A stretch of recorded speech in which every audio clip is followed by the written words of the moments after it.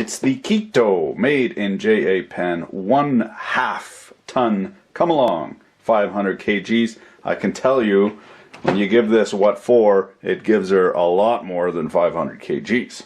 Now these are skookum as frig. You can get the backdoor reach around from the Princess Auto Power Fister rebadged Chinese version of this for about 150 bucks. However, have I got a deal for you. Let me weave you a tale of industrial buggery. I done called Ackland Granger, groveling, you know, I work for so-and-so, but it's a cash deal. How much can you get me one of these things for? I think they list for 600 Canadian pesos, 600 Canadian pesos. Buddy over there, cut you a deal.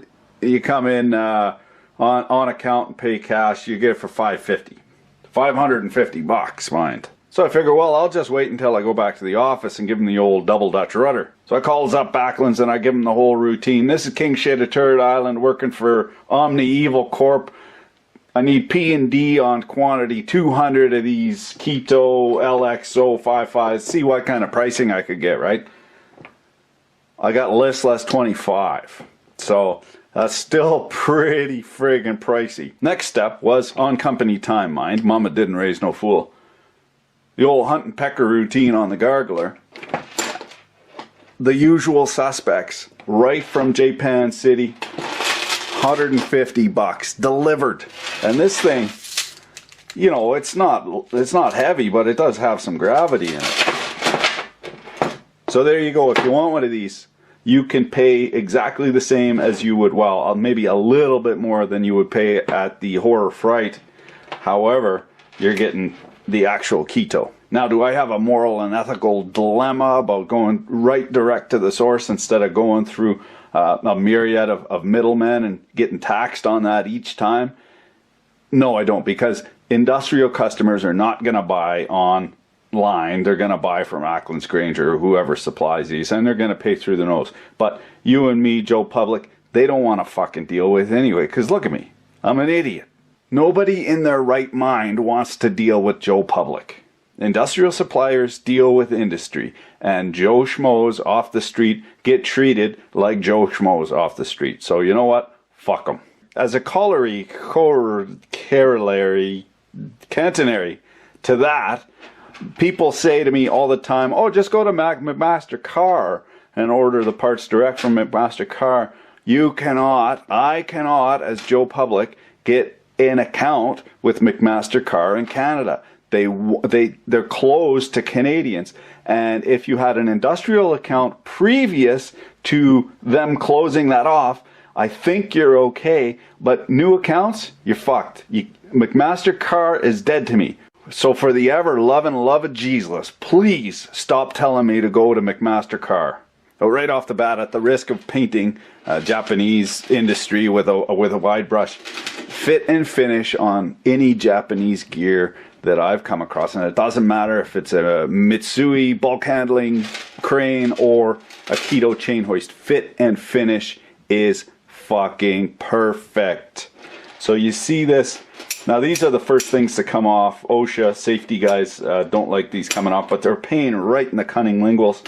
However, if you look at the cheapo ones, the offshore ones, this little tab is it's like a little piece of pot metal, and it's always bent, and it gets all fucked right out of her, clustered right up, and you can never get the Jesus strap on, and you know, you're hanging off. Yeah. Anyway, this is a nice skookum latch. It's a little too magnetic to be any kind of stainless. Yeah. So gotta be chrome, some sort of chrome, cobalt, nickel. Yeah, nickel, I bet you. Nickel electroplating. Looks to be about 5 millimeters, maybe. You wouldn't believe how strong this stuff is. Yeah, 4.4. So that'd be 4 millimeter chain. Working load is like 0.6, if I'm 0.6 and some change of a ton. That's working load. So this, you know, 10 times that, and you probably wouldn't break it. 6,000 kgs, I bet you. Of course, it's abrasion resistant too. These things get flung around and thunder fucked, so they gotta be tough. Oh, and look at that. Even got some data on there. Now, I don't read Japanese. Little tip. If you're wondering if it's Korean or Chinese or Japanese, Korean doesn't have these little squiggles and neither does Chinese. So if you see that little sideways E, you know it's Japanese. Like if you're in the sushi place and you're wondering if they're Japanese or Korean, look for some certificates or whatever that's got that. So look at this. I believe that says 31 kg pull. So 60 pounds pull will give you, on the lever here, will give you half a ton. And then the chain is actually 4.3 millimeters, so even stronger, probably 3/4 of a ton working load. I think we massaged her enough here on the bits we can see. We're going to get into the meat of her. One thing I do not like, this handle. Pretty chintzy feeling, and it just looks like one of those old craftsman ratcheting box ends. Must have a contractor that supplies these.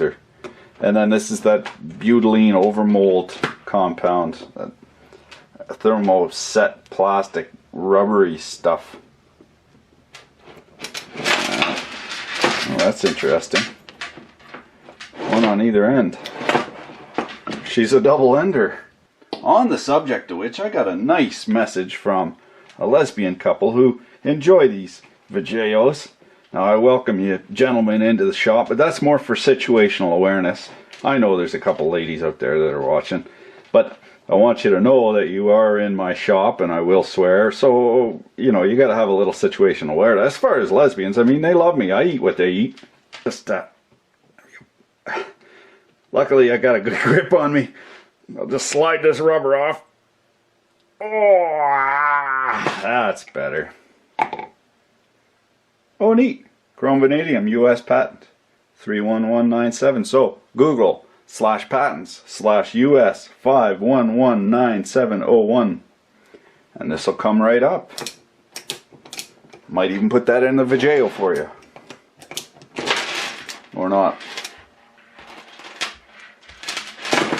It's interesting that a strictly Japanese tool would have a US patent on the handle.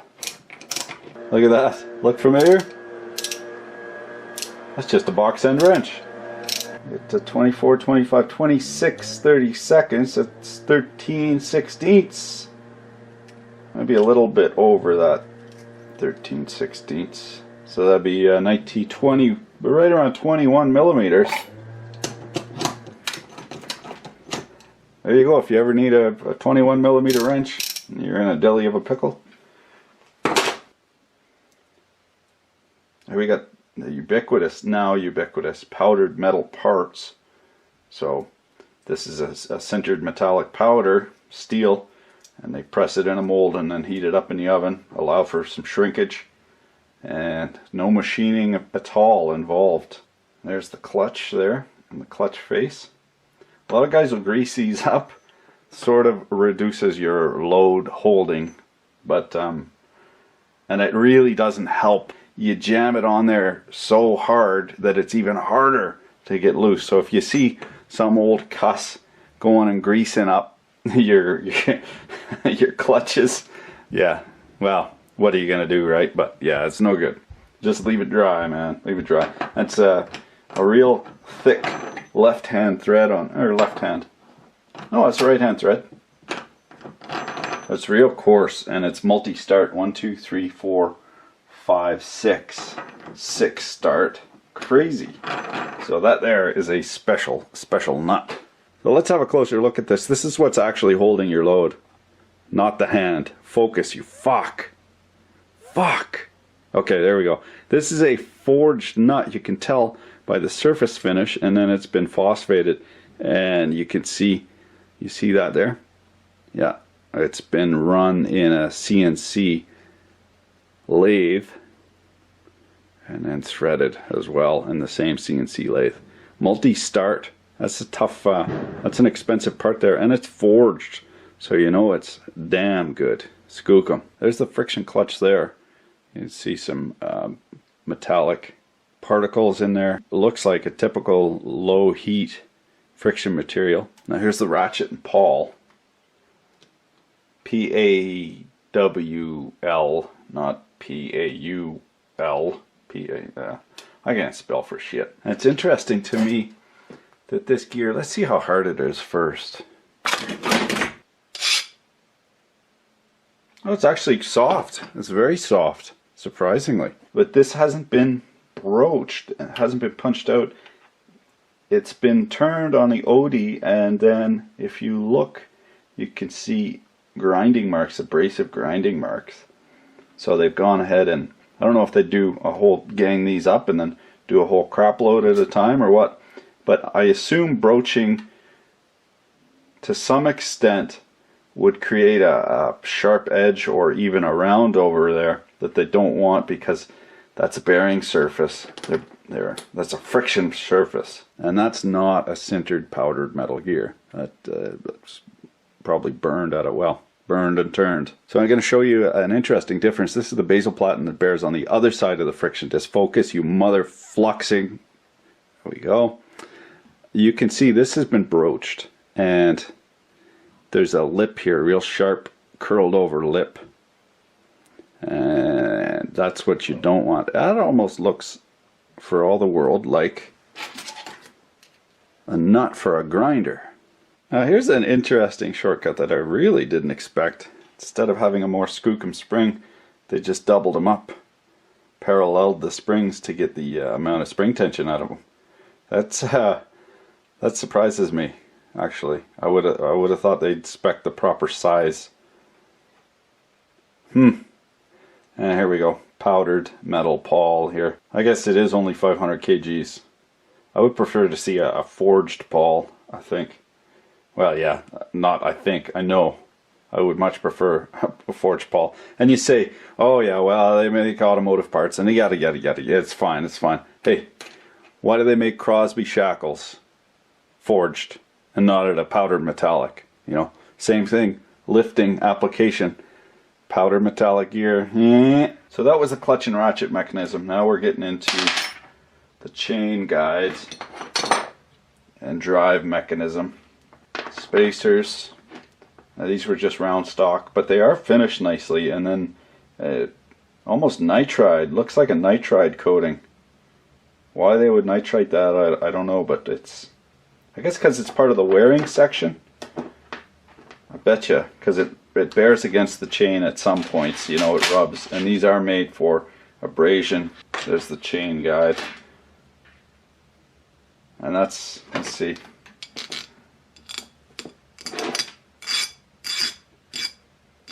and you listen to that, that's actually hardened. That makes sense because the chain bears against that. You wouldn't want that wearing through. And again, it's been nitrided. That's a super hard and tough coating. And here we have the pinion for the actual drive mechanism. This, remember, we put the handle on here through this drive nut, and this is what actually drives the chain. Now this is a beautiful part. You're never going to break this in a million years. Look, I mean, look at the details on this. So we have a hardened gear here, or I assume it's hardened, yeah. It skates right across. You're bearing on this with a lever 6 inches long. You're just never gonna break it. This is the chain guide here. We can see they've hobbed this worm gear here, and then I don't know if this would be knurled out and then hardened, or if it's actually been broached, but pretty intensive machining on this little guy here. And that's hard as a coffin nail as well. Oh wow, wow, wow, wow, cool. We can see here that gray moly grease. As these chains, if you send these in to somebody to get rebuilt, generally they'll dip them and let them sit in moly lube just to lubricate the chain, and it dries. Well, molybdenum disulfide is a mineral, and it actually dries dry, but it's a greasy platelet type material. So you'll see a dull chain. It'll clean all the rust off and then put a dull gray on it. Here's the chain mechanism, powdered metal gear here. This is another powdered metal part. And we can see the chain drive, and the way that works is it engages each second chain and pulls it through. And two big dog, what would you call that, dog slots, and then the big gear here that actually drives the thing. Now you can see the difference between high speed and low speed. This is a very low speed machine. No bearings to speak of. Just bearing surfaces. And there we have another gear, and that's actually been hobbed. It's not a powdered metal gear. I don't see any foundry marks on there, but it's safe to assume it's A390 jelly bean, but a real nice grade. You know, I did some casting, messing around with casting, and the different grades of aluminum really cast differently, like the stuff you buy at the Homeless Despot there. It just, the surface tension is just incredible, and I think the nucleation is terrible as well. But this stuff, that, you know, real fine grains and real fine detail, there's a real art to making nice castings. Now if you wanted to upgrade this only comes with a 5-foot fall, and 5 feet, you know, it's better than nothing, but it's not the greatest. If you had an arts and crafts day at work and you could sneak this onto the order sheet, get yourself some 4.3 millimeter grade 100 chain by 12 millimeter links. You know, get a 20-foot crop of that, and then all you got to do is pop the pin out, put the stop link on, Bob's your auntie. You got yourself a custom one. I got to make sure this goes on the right side, I believe. Yeah, because yeah. Then I'm going to put this together, and while I'm putting it together, I'm going to try and figure out a way to test it. Okay, gentlemen, let's all take a new direction. We're going to take a little break, an intermission. This guy, Diode Press. This is the beauty of YouTube. You get to look over the shoulder of masters, and even you get to see into other guys' shops, and that's what I really enjoy. Now, I don't know much about art, but I know what I like, and I like this guy. So check him out. He did some art for Saunders Machines. I think you're familiar with him. He does the Tormac CNC vids. The logo was cut out using a knife edge tool to outline the letters. It cuts at a nice angle to the surface of the wood, so that way it stays supported and doesn't chip off. And then I cleaned it out with a small U-gouge. And then it was just more carving. Lots and lots of carving.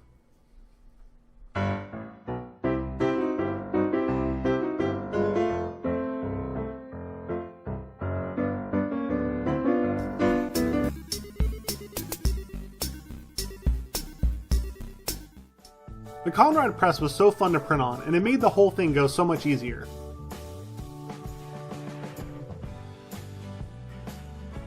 And finally I could peel out my paper and stick it in the drying rack. And I did that about 30 more times and then called it a day.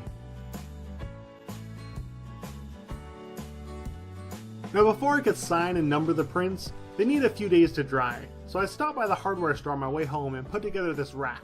And I'll make a future video. I've been harassing him for nigh on a year to design a t-shirt for us, and he's been putting me off, or is super busy, or fair's fair, the guy thinks I'm a dink and he just wants me to go away. But anyway, here's another poke in his direction. Go and check out his channel. It's very enjoyable, and he's a master at what he does. One thing that's surprising is it's real finicky as to the torque you put on these.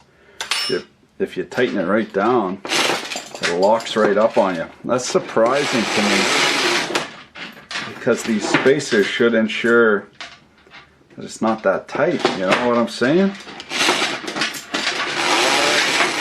And I'm not sure if I like that, or maybe I'm doing something wrong. If you know, please please let me know, because it doesn't seem right to me that you're not able to crank these right down. Now, how are we going to test this thing? Well, I'm man enough to admit when I got a bad test of the press envy, but you know, 30 tons is okay, and it's not like I need a proxy for something else, if you know what I'm saying. 30 tons is plenty. Zip. Sploosh. Oh, that's cold. I just got a dead reckon what size gauge. I want the smallest gauge, value gauge I can get to get the most accuracy. You know, I got a 10,000 psi gauge in there now, but I'm not going to get 30 tons out of this. So I'm going to get half a ton times 2. Anyway, that's a 1 ton. 1 times 10,000 divided by 3. That's by 30 tons. That's 300 psi we should see on this. So if if I grab a 1000 psi gauge, or maybe if I have 500 or something, that'll do us nicely. Even when you get the right fittings, you get the wrong fittings. Son of a diddly. Anyway, we got her just about to chook here, just a small matter of busting some knuckles. I gotta say, I've been digging these USA made right nut fuckers. They're actually the same ones that are the Blue Point in the Snap-on truck. Probably about 5 times the cost, but yeah, they're nice slide spanners. Okay. There you go.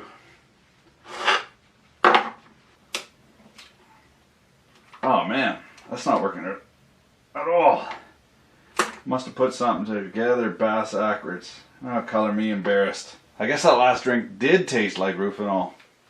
Now, lucky for me, she hasn't been on the healing bench for too long, where to make the disassembly overly taxing. However, once you've been in and out of her once or twice, it only takes half as long to get her where you need to be the second time around, you know what I'm saying? So this didn't take any time at all. Rookie mistake.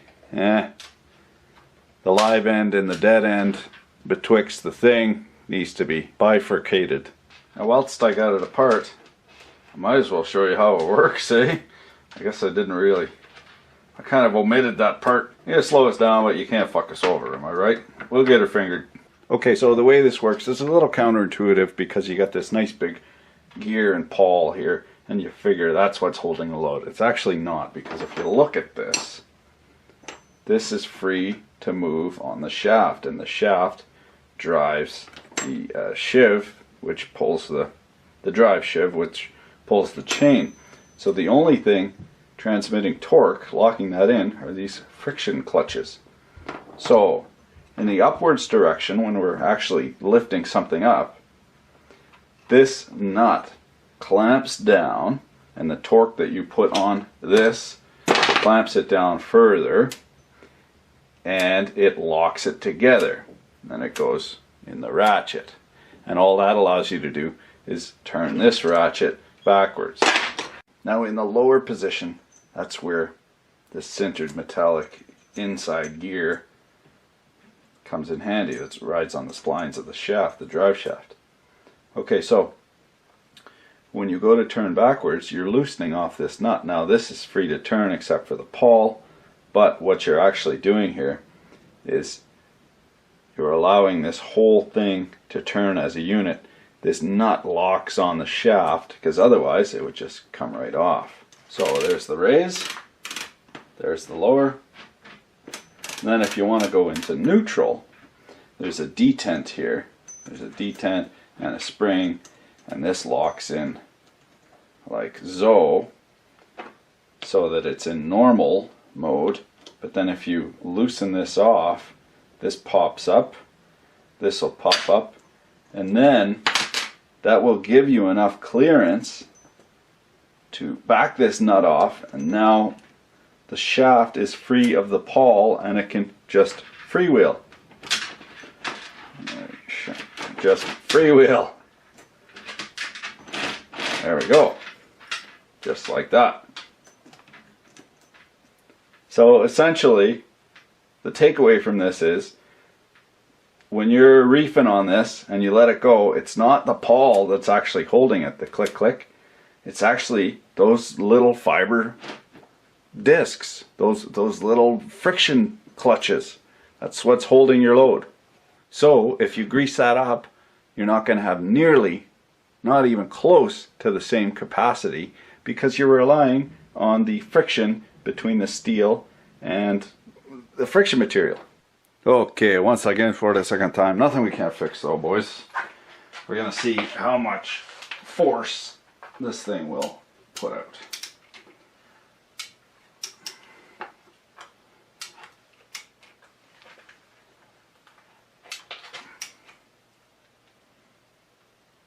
Well, we got some leakage out of the fitting, so that's no good, but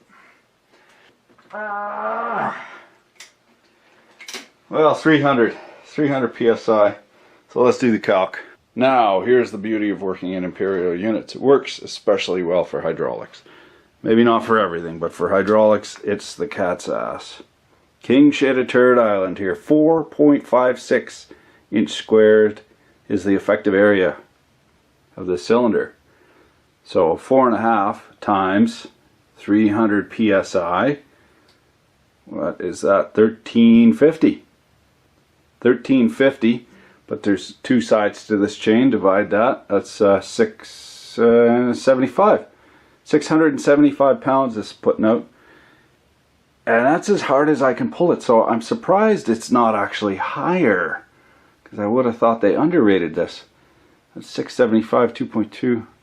Yeah, that's not much at all. We're running around 300 kgs a pull. Wow. The chain can do a hell of a lot more than that.